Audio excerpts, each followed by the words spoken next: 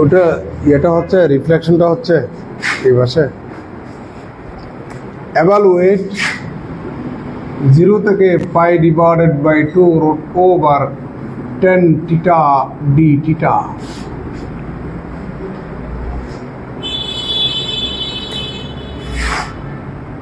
Let I equal to 0 থেকে pi divided by 2 root over tan theta d theta equal to 0 থেকে pi divided by 2 root over sin theta divided by cos theta d theta equal to 0 থেকে পাই divided by 2 root over sin theta divided by root over cos theta d theta equal to 0 থেকে পাই divided by 2 sin to the power half theta divided by cos to the power half theta d theta equal to 0 থেকে pi divided by 2 sin to the power half theta cos to the power minus half theta D theta.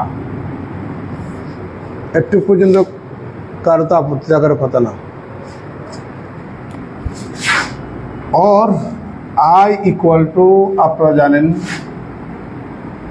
0 থেকে pi divided by 2 sin to the power p theta cos to the power q theta D theta equal to gamma p plus 1 by 2 gamma q plus 1 divided by 2 divided by 2 into gamma p plus q plus 2 divided by 2।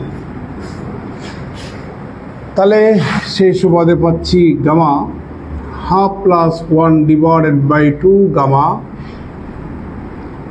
minus half plus 1 divided by 2 divided by 2 into gamma half minus half plus 2 divided by 2। কার কোনো আপত্তি, কার কোনো অসুবিধা?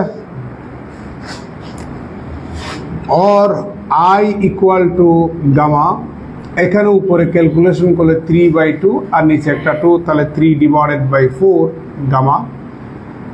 এক থেকে অর্ধেক চলে গেলে আরো উপর অর্ধেক থাকে মানে হাফ থাকে, হাফ ডিভাইডেড বাই 2 সমান হচ্ছে 1 divided by 4 divided by 2 into half half চলে যাবে গামা 2/2 সমান হচ্ছে গামা 1। আপনারা সবাই জানেন গামা 1 সমান কত 1 গত ক্লাসে প্রমাণ করে দিয়েছিলাম, সেই সুবাদে 1/2 কমন নিচ্ছি 1/2। আর এখানে থাকতেছে গামা 1/4 আর এখানে গামা 3/4 কে আমরা 1 - 1/4 লিখতে পারি পারি। और I ইকুয়াল টু 1/2 আপনাদেরকে অয়েলার্স রিফ্লেকশন ফর্মুলা গত ক্লাসে প্রমাণ করে দিয়েছিলাম, সেটা ছিল gamma n gamma 1 - n equal to pi divided by sine n pi. তুলনা করুন, এখানে n সমান 1/4 উল্লেখ্য এখানে n এর মান 0 এবং 1 এর ভিতরেই হতে হয়। তাহলে তুলনা করলে n সমান 1/4 n সমান 1/4 1/4টা 0 এবং 1 এর ভিতরে অবস্থান করছে। তাহলে এখানে পাচ্ছি pi divided by sine n pi, n বলতে 1/4 তার মানে পাই ডিভাইডেড বাই 4। और I equal to 1/2 pi divided by sine pi by 4 समान 1/√2 इक्वल टू 1 डिवाइड बाई 2 के √2 होल स्क्वायर लिखा जाए पाई डिवाइडेड बाई 1/√2। তাহলে এখানে একটা যদি ক্যান্সেল করি আর একটা √2 থাকে তাহলে equal to pi divided by √2, এটাই হচ্ছে আমাদের आंसर। তার মানে আমাদের I equal to pi divided by √2 তুলে নেন।